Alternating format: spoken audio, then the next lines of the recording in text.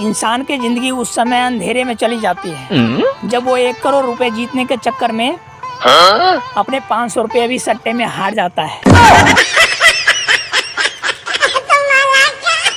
मैं मार्केट से लौटा था, घर पे देखा 4-5 मेहमान बैठे हैं। मारे खुशी के मैंने पैर छू लिए और फिर बाद में पता चला ये साले भैंस खरीदने आए थे। अरे इन जानलेवा गर्मी में कितना भी नींबू पानी और गन्ने का रस पी लो, पर कलेजे का ठंडक बीवी के मायके जाने पे ही मिलती है।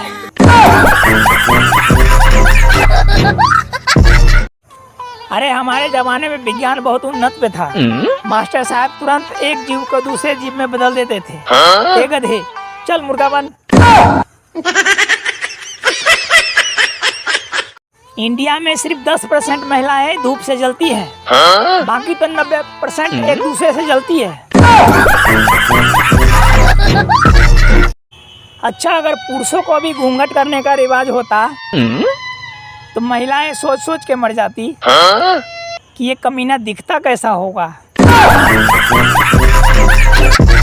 सभी शादीशुदा भाइयों को सूचित किया जाता है कि कृपया करवा चौथ के दिन सावधानी और धीरज से काम ले, क्योंकि भूखी शेरनी ज्यादा खतरनाक होती है।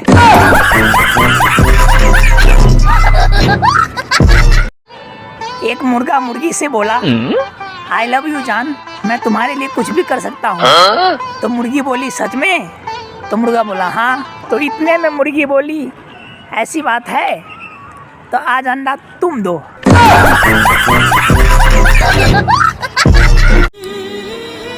मुझे एक बात समझ में नहीं आती कि शादी के बाद औरतों को सुहागन बोला जाता है और शादी के बाद मर्दों को क्या बोला जाता है? सुहागा।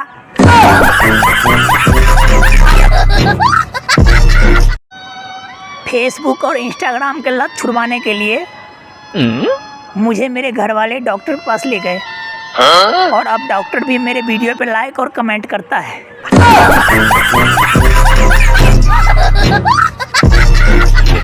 भारत की आधी जनता तो इसलिए दुखी है कि वो 400 पार नहीं कर पाए और आधे तो इसलिए दुखी है कि अब उनके खाते में खटाखट पैसे नहीं आएंगे।